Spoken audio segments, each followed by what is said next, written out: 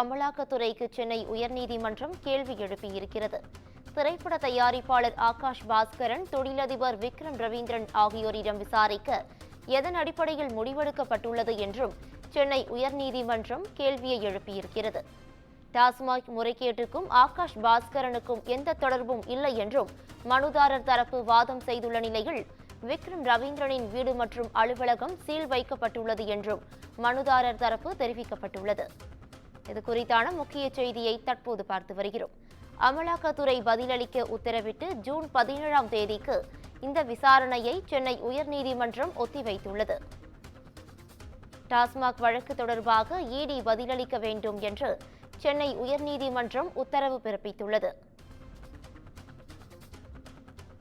இது குறித்தான கூடுதல் விவரங்களோடு எமது செய்தியாளர் சிவகுமார் இணைப்பில் இணைகிறார்.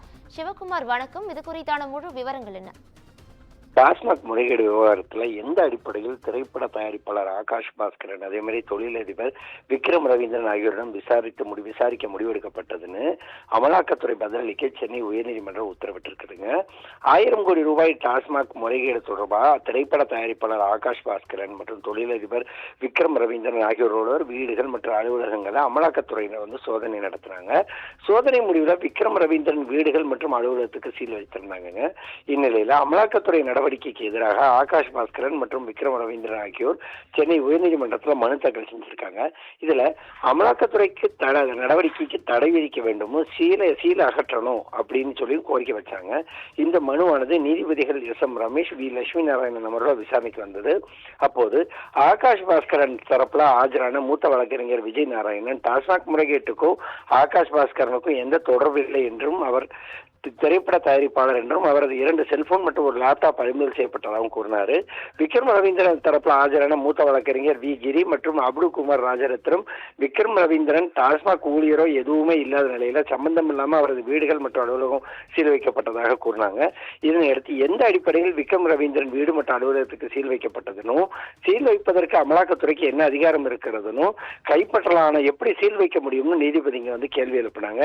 மேலும் அமலாக்கத்துறை சட்டத்தை பின்பற்ற வேண்டும் நீதிபதிகள் கூறியிருக்கிறாங்க. இதுக்கு பதிலளித்த அமலாக்கத்துறை சிறப்பு வழக்கறிஞர் வி. என். ரமேஷ் சோதனை நடத்த சென்ற போது வீடு மற்றும் அலுவலகம் பூட்டியிருந்ததாகவும் அதன் காரணமாக சீல் வைக்கப்பட்டதாகவும் தெரிவித்தாங்க. மேலும் அமலாக்கத்துறையை தொடர்பு கொள்ளுமாறு நோட்டீஸ் ஒட்டப்பட்டதாகவும், ஆனால் 1 மாத காலமாக தலைமறைவாக இருந்துவிட்டு தற்போது நீதிமன்றத்தை நாடியுள்ளதாகவும் தெரிவித்தாங்க. அப்போது குறுக்கிடப்பட்ட நீதிபதிகள் சோதனைக்கு சென்ற போது குறிப்பிட்ட நபர் இல்லை அப்படின்னா அதுல கதவு உடைச்சு நீங்க சோதனை பண்ணியிருக்கலாமே அப்படின்னு நீதிபதிங்க கேள்வி எழுப்பினாங்க. இதனையடுத்து எந்த அடிப்படையில் இந்த விவகாரத்தில் இருவரையும் விசாரிக்க முடிவு செய்தீர்கள், சீல் வைக்க என்ன அதிகாரம் இருக்கிறது என்பது தொடர்பாக அமலாக்கத்துறை பதிலளிக்க உத்தரவிட்ட நீதிபதிகள் விசாரணையை வரக்கூடிய ஜூலை 17க்கு தள்ளி வச்சிருக்கிறாங்க. பவித்ரா, கூடுதல் விவரங்களுக்கு நன்றி சிவகுமார்.